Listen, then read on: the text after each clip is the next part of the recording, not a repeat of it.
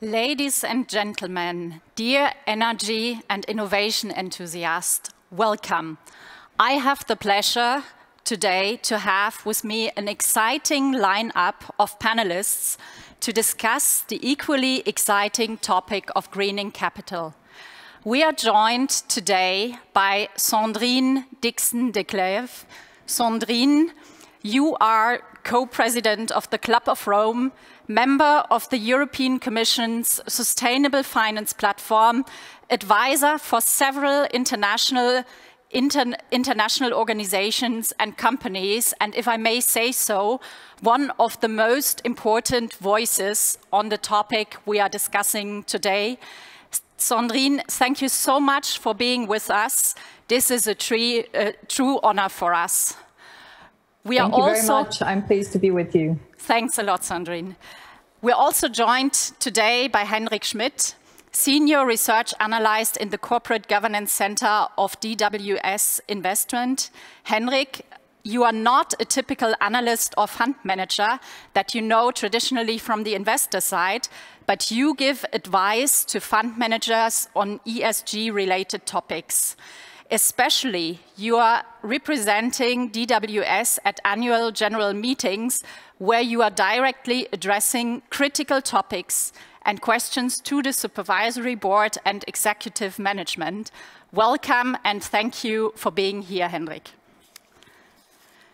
Verena, last but not least, my colleague Verena Nicolaus-Kronenberg, E.ON's own Senior Vice President for Investor Relations. Verena, you have a 20-year background in the banking sector with focus on capital markets.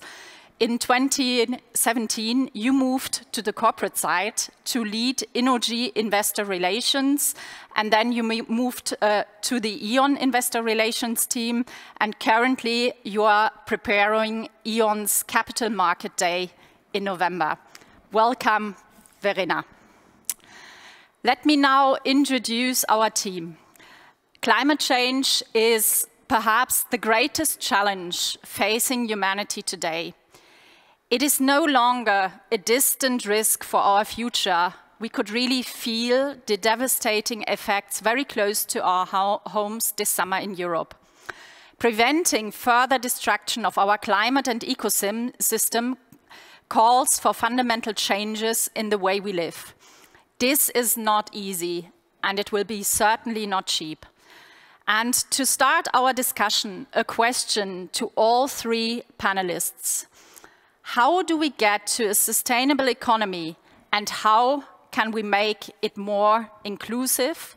Sandrine, let me start with you, and you have 2 minutes for your introductory statement. Thank you so much for that key question. And I think part of it actually was discussed in the last panel discussion around how we really bring people on the journey. I want to say that really the three key points is that we are not actually servicing people, planet, and prosperity. Our systems are basically servicing short-term profits and decision-making. And this is being shown in the cracks in our economy, and not only environmental tipping points, but also social tipping points. So we have the first generation that's making less than its parents. We have the highest rate of suicide and mental illness in the Western world. And actually, we've just done a global survey which has shown that the depth of anxiety in many young people are feeling about climate change is close to 60%. In G20 countries, 3/4 of them are saying that they think that the future is frightening, and over half believe that humanity is doomed. So how do we create this vision of hope for a better alternative future? And both Bob Kennedy and Donella Meadows, already in 1968, so Donella Meadows was one of the authors of The Limits to Growth, and Bob Kennedy was obviously the senator who was John F. Kennedy's brother. Both of them indicated that we do not place a value on what matters. And the way in which we see people now engaging with our economies shows that this value proposition is not there. Post-COVID, what we can see is that we actually can transform. If we tell people very clearly that we are as vulnerable as the most vulnerable link, that we have to think through actually how we bring value back at the heart of our systems, finance system and our economic system, basically, I call this ESG on steroids. We need to totally unpack what that looks like. For people, it means access to the most essential goods and services.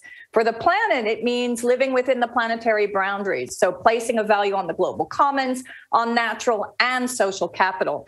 And for prosperity, it means shifting wealth from the few to the many. Most of this means new taxation policies that take into consideration both social and environmental externalities, placing a value in all of our national budgets and all of our national decision-making, and making sure that our moonshot, and you can see my Tintin rocket here in the back, is not a moonshot, but an earth shot. That we truly focus on how we can bring people, planet, and prosperity together in that alternative future. That's what we're working at now at the Club of Rome. We have 5 turnarounds that we talk about, which bring in those key essentials in order to ensure that we can offer decision makers and people on the ground the solutions to shift towards that type of economy that starts to make people, planet, and prosperity a reality. Thanks a lot, Sandrine. This was very interesting indeed, and I'm sure we will come back to these points in the course of our discussion. Hendrik, I would now be interested in understanding your views on this question. Thank you, first of all, for inviting me, and obviously it's quite tough now to follow Sandrine's very strong introductory statement, but maybe I can add at least 2 perspectives here. First of all, I can only second what you've said, Sandrine, about the shift of wealth. And this is, I believe, something we have to bear in mind, that demographics will also have an effect on inheritance. And that we are now also witnessing not only the fears that you've just described, but also that there is a shift in wealth that we have never seen before. And that with millennials and generations X, Y, and Z coming up and stepping up to the capital market, there will be a change in consumers, in customers, in, let's say the demand side, also on capital markets.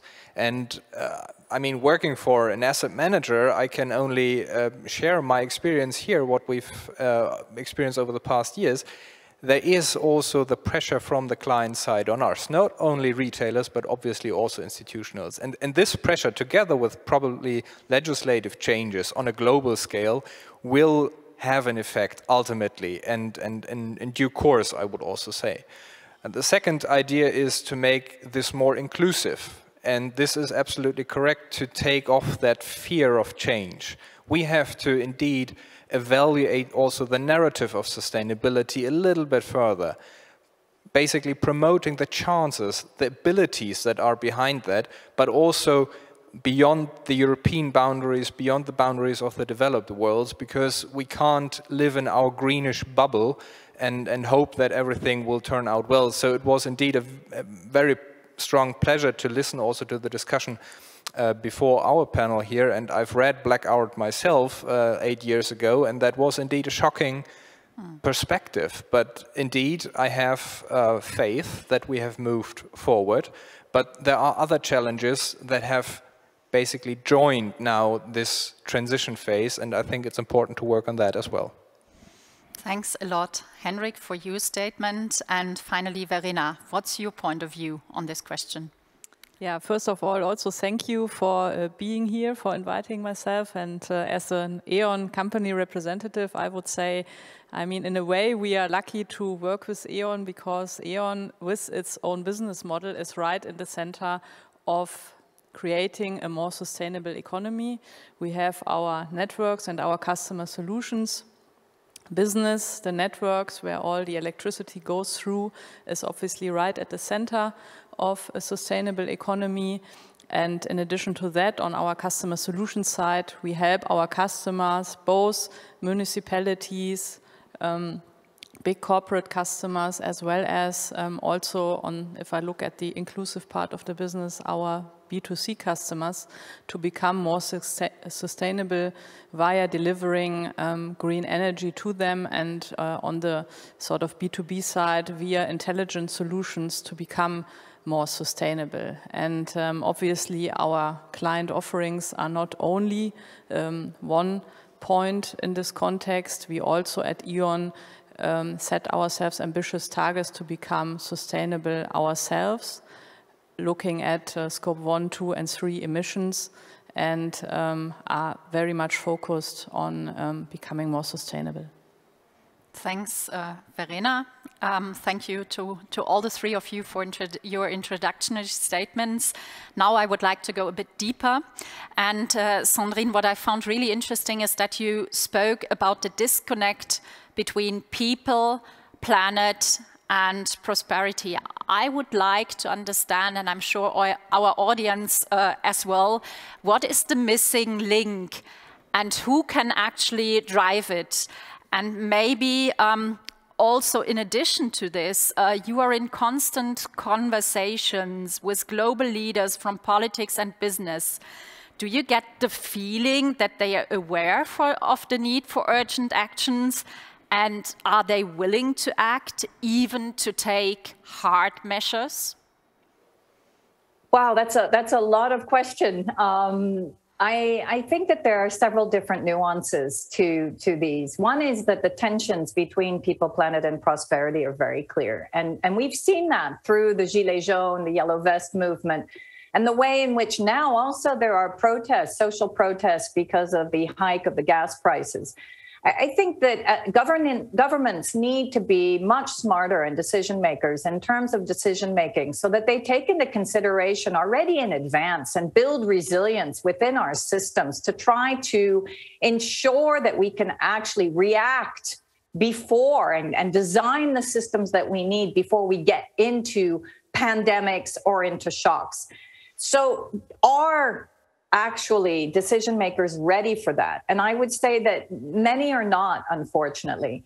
We unfortunately still continue to propagate the systems that we know. So for example, if we look at the recovery plans, there has been a clear demand by the European Commission in Europe that member states have to allocate a very high % of their recovery plans to ensuring that we're investing in green projects, in particular in the power sector with regard to mitigation, but also in terms of adaptation.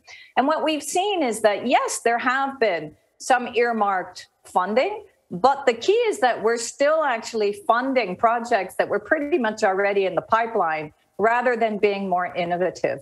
So my key question to business leaders, and this comes back to your point, is one, before you make a decision, start to think through what is the key issue in terms of the tension between people, planet, and prosperity. Macron, for example, should have immediately thought, how do I actually communicate directly with people and tell them why I am hiking up the diesel price, and then compensate somewhere else so they understand that actually at the end of the day on their personal budget, it will be the same.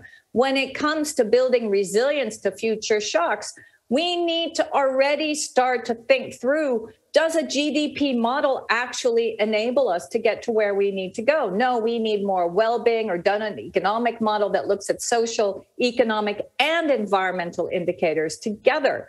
We need to understand the short-term risks and long-term risks if we don't do that. And we need to think through, how do we bring actually rural communities and also urban communities together by looking at smart mobility solutions and smart ways of optimizing regenerative agriculture and making these products actually affordable for urban cities, but also for the rural communities. I personally think that a lot of decision makers, because of short-term decision making, are not willing to take the risks, and that is a problem. And that also means, and this is the key elephant in the room, and we know we've had pushback through COVID in terms of wearing masks and vaccines and the anti-vaccine movement.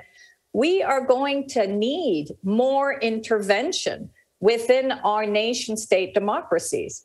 We are going to have to accept that actually, hopefully, enlightened leaders will put in place 10-year plans that clearly indicate where we need to go, what type of objectives do we have, how can we get there, what are the tools in the toolbox, and what are the instruments that will need to intervene in our economy and our financial system to really shift the bar so that we can be resilient to future shocks and stresses. Thanks a lot, Sandrine. So if I understand you correctly, there is an awareness of the need for urgent action, but on the willingness to act and to take hard measures, I hear some doubts, which is due to the short-termism in politics and also in business. There's a definite term of mandate. Turning to you, Hendrik, and taking up this point, actually, drawing on your vast experience working closely with companies, tell us, what's your impression? Did decision-making in companies change in the past year? And what needs to change in corporate governance to stimulate long-term value creation? I can say that the companies that I've engaged with, and I'm responsible for German-speaking markets and the UK, there has been a shift in mindfulness about not only talking about financials. There has been a clear focus now also having turned into how to look at sustainability, what are not only the risks, but also what are the opportunities and what helps me in terms of driving my business model towards a more sustainable aspect, help me also to convince our capital market affiliates and maybe even allies. Because what you can also say and what you can also witness is at some point the good capital is turning away. And then you end up with, let's say, very short-term oriented investors that have probably not the best for your company in mind, but rather trying to get the last penny out of the company and out of the operation. So I think it's quite important to understand that this is a development that the capital markets have actively anticipated is probably not the correct word, but who are an active part in that. And therefore, it is definitely meant to all of the companies who are listed in capital markets to make sure that investor relations works, because that is the strongest ally that you can have when it comes to this transformational story. And obviously, in terms of corporate governance, what I think is still missing is this general understanding that governance is not a formulistic exercise. Ticking the box is not enough.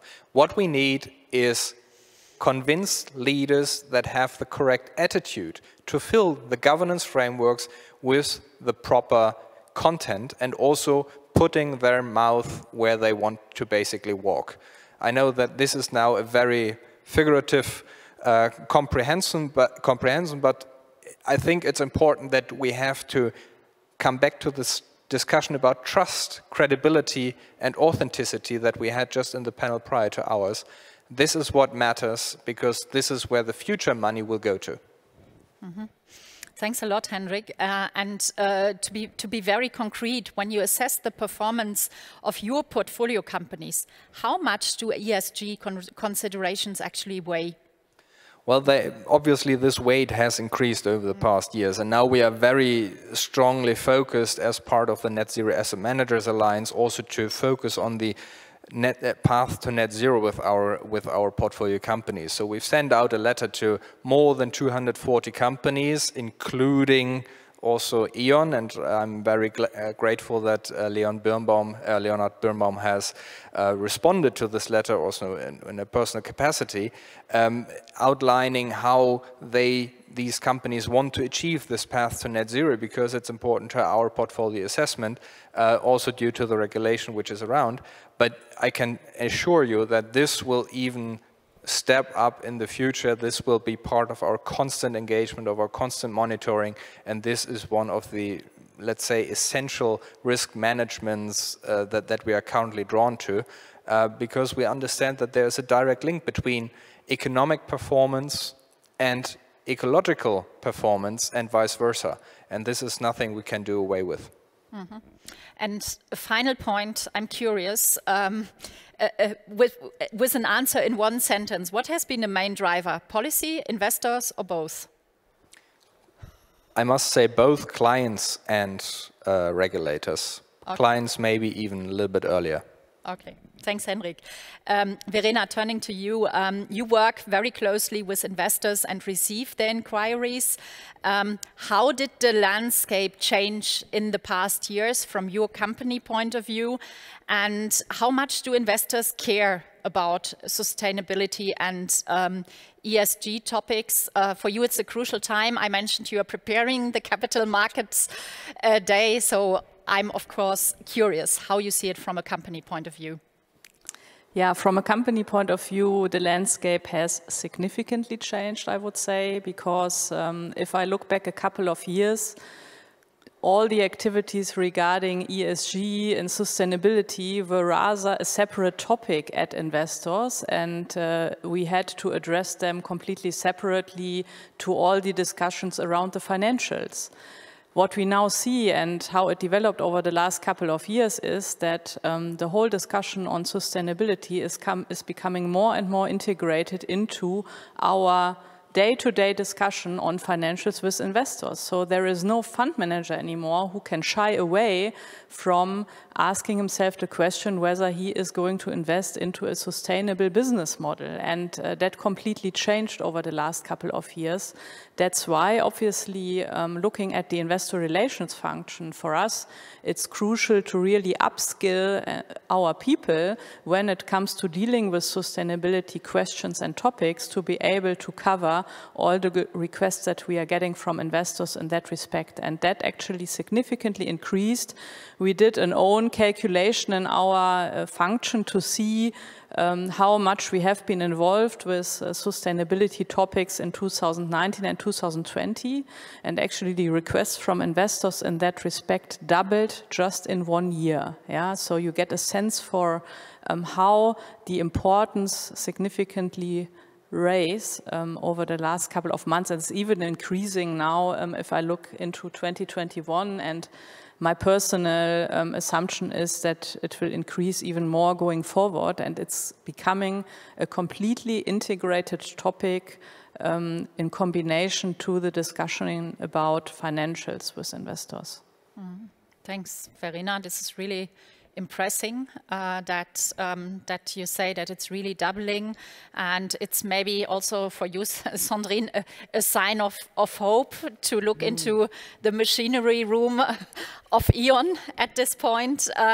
Turning back to you, Sandrine, you're a member of the advisory platform of the EU Commission on Sustainable Finance, which is currently developing the taxonomy framework. How important and how effectively can taxonomy drive the greening of capital? So I think it's really important to remember that the taxonomy is just one tool in the toolbox. But I do want to indicate also that I tend to agree that through the taxonomy process, and increasingly through all my discussions, I'm really seeing that the investment community and the business community are understanding the need for change. The beauty of the taxonomy was actually the process itself. I mean, for 2 years, we brought together investment analysts, asset owners, a variety of different DGs from the European Commission, about 10 DGs, so Director Generals representing energy, agriculture, obviously FISMA on financial services, et cetera, environment, climate, et cetera. And I think this was really important also alongside climate scientists like myself and experts coming from a variety of different domains and NGOs, trying to unpack the importance of putting together a framework of criteria to indicate to the investment community, in particular private investors, what exactly is green and how we can green capital. Now, as was said, this went from being just a checkbox exercise, especially trying to see how we integrate SDGs or even at ESG thinking, into what does this mean in practice? And really, if we go back to the original formulation, the objectives, which was this framework was supposed to underpin how Europe could meet its 2050 net zero or climate neutrality objectives, as well as its 2030 objectives, which is now fit for 55.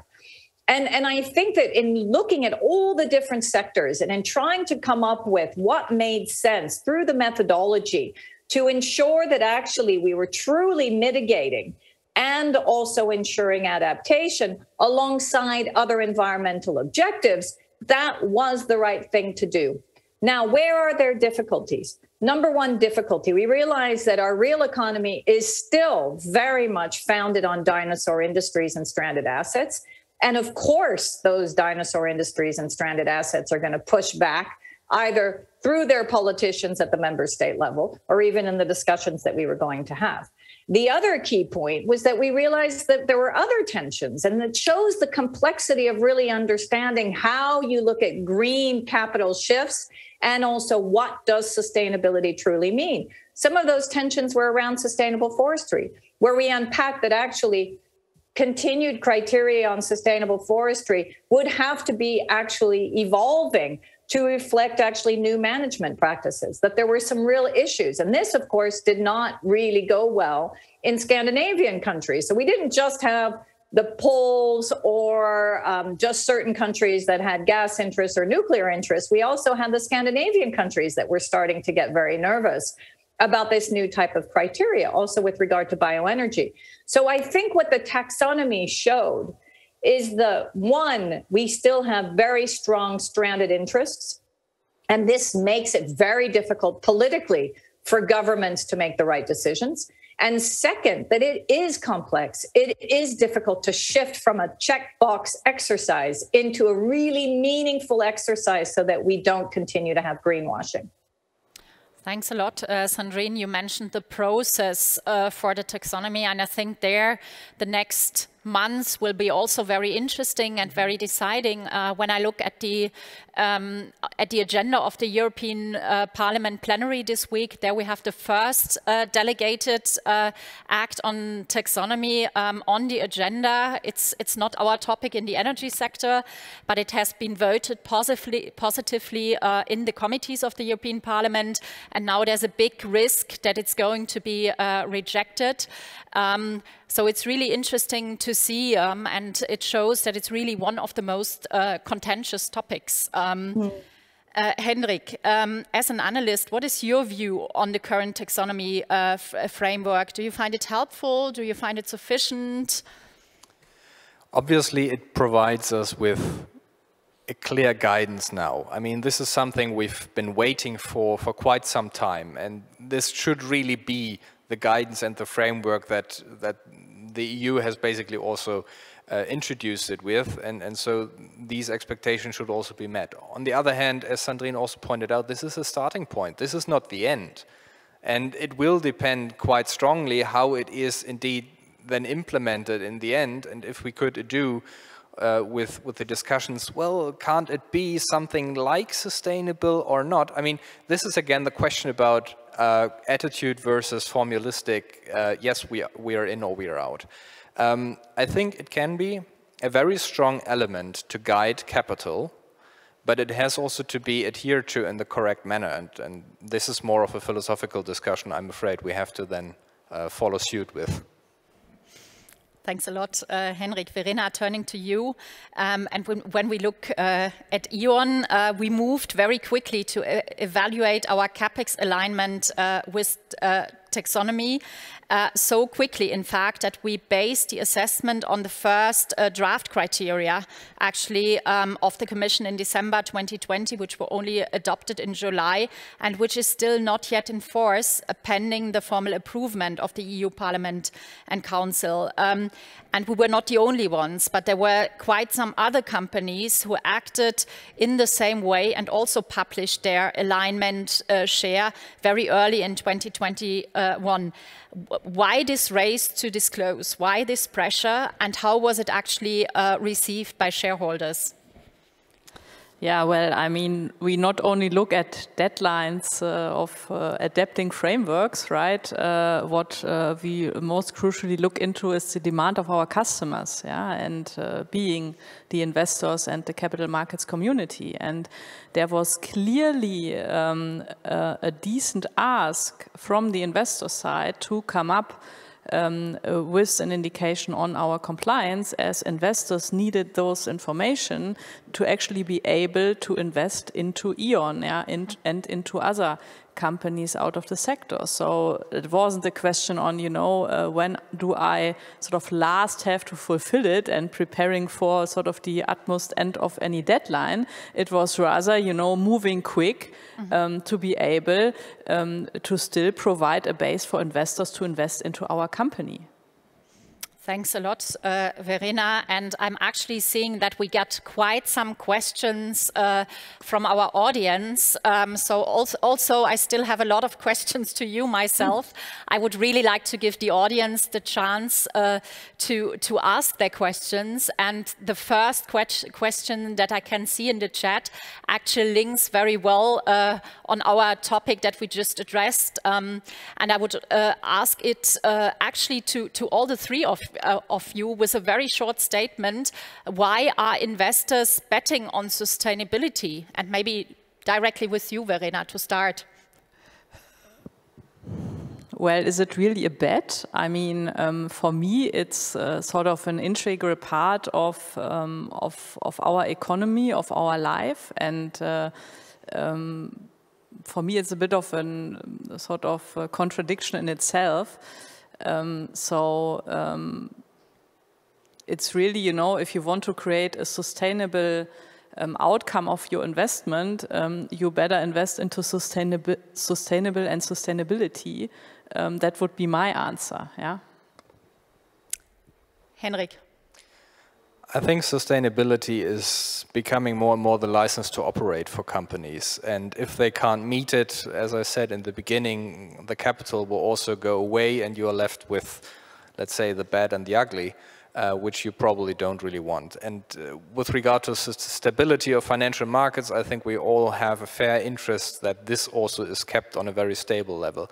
I would agree it's not a bet. It's an impediment, no, not an impediment, it's a requirement, which basically all of us have to work into the right direction, and it has to make this shift of understanding. It is not about and sustainability, it's about making your business model sustainable so that you can also have returns in 15, 20, 30, 50 years' time from the investor side. That's our long-term orientation as we are basically taking care as stewards for pensioners, etc.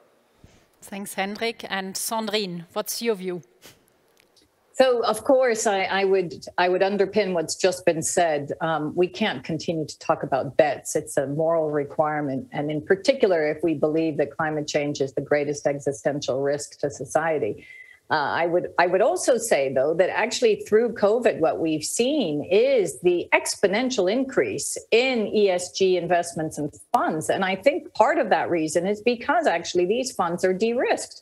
They look at the full value chain. If you look at your value chain from an environmental, social, and governance perspective, if you try to de-risk your business from that perspective, then you are actually creating more resilience. So for me, the bet there would be the bet is on profitability for the long term rather than short-term profit making. And that makes good, sound business sense. But there is a moral imperative. And, you know, I would close with what has been said time and time again by Sharon Burrow at the International Trade Union Confederation. And I would make the same statement for businesses. I mean, there are no jobs on a dead planet. There's no industry on a dead planet. None of us are on a dead planet. So the fact of the matter is that, yeah, the only bet is if we want to survive, if we actually want to continue to be profitable and function in a society that turns and churns and creates something that's really quite human for people on the planet and ensures prosperity, then this makes a heck of a lot of sense in comparison to other investments. Thanks a lot, Sandrine, for this. And then I have a question specifically to Verena. What would a regular investor choose? Sustainable but risky business, or not sustainable but stable? Yeah, so I would like to ask the question back, right? How can a business be stable if it's not sustainable? For me, that's really a contradiction in itself. And obviously, the only road to go for is a sustainable and risky business, right?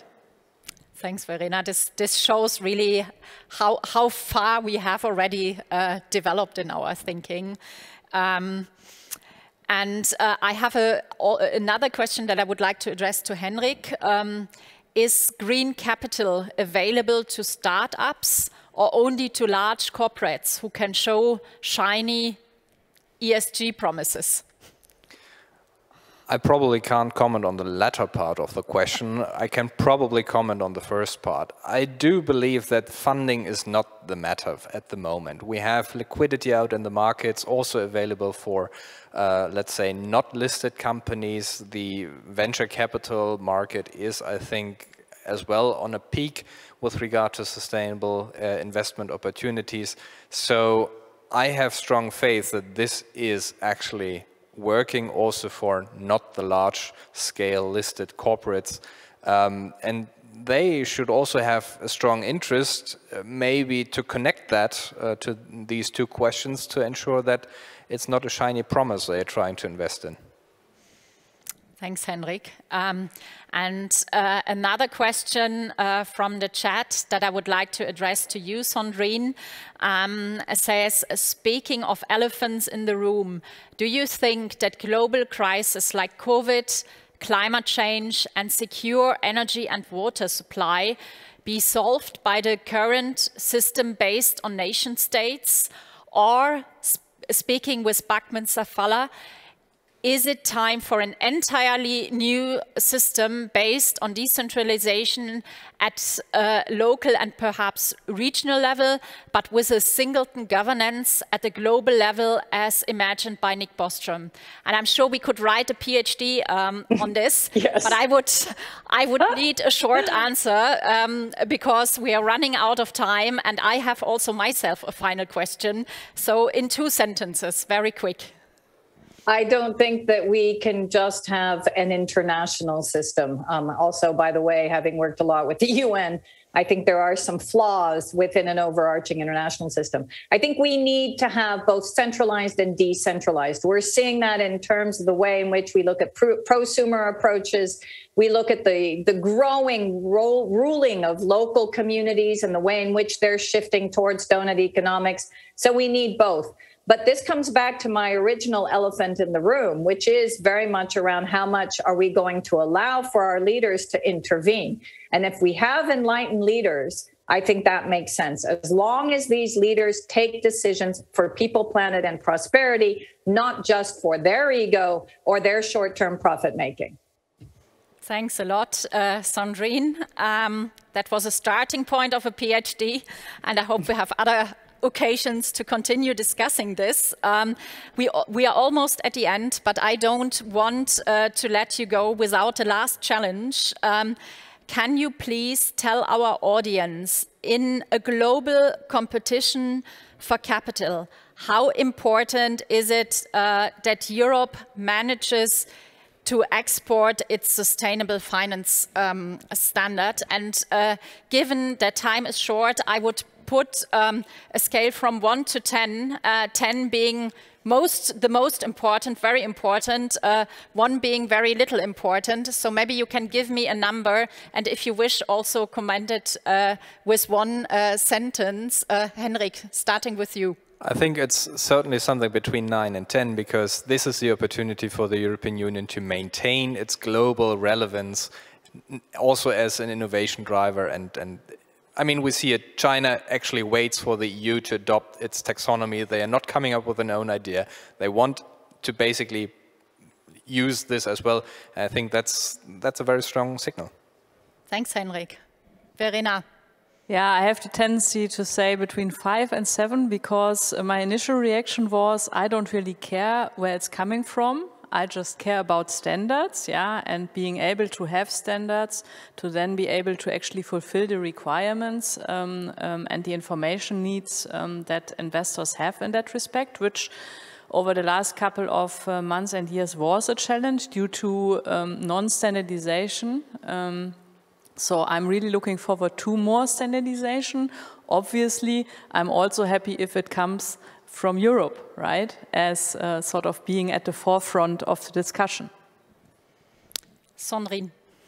Well, I'm going to take the one number that wasn't chosen, which is 8, and I'm going to add plus plus. which means that actually, I don't think it's just the sustainable finance standard. I want Europe to be a leader in value propositions, both on social and environmental standards. It has to be fully integrated into a sustainable finance standard, but we need to export our Green Deal. We need to export the way in which we've tried to earmark the recovery plans with environmental and social criteria. That, for me, is just as important. The new model of leadership that Europe is trying to show, by the way, by a card-carrying conservative in the European Commission who is German. And I give her a lot of credit for the way in which she's moving forward. That's obviously President von der Leyen, in trying to make Europe a leader in placing a value on what matters. That's what needs to happen. That's what needs to be exported. And by the way, I think China is moving in its own direction, but very much in this direction as well. And that's where we can build new relationships with different countries across the globe as well. Thanks a lot, Sandrine, and thank you to my distinguished panelists for the excellent and provocative conversation. It was an absolute pleasure to speak to you, and I take with me 3 important conclusions. First, there is no fight against climate change without greening money. Clear criteria and transparent reporting are an absolute prerequisite as a second point. And third, investors expect a lot more on ESG performance. The conversation with them is on a whole new level today. Thank you to our audience as well for your questions and your attentions. And stay tuned for the next panels of the E.ON Innovation Days. We'll be back in a few minutes. Thank you.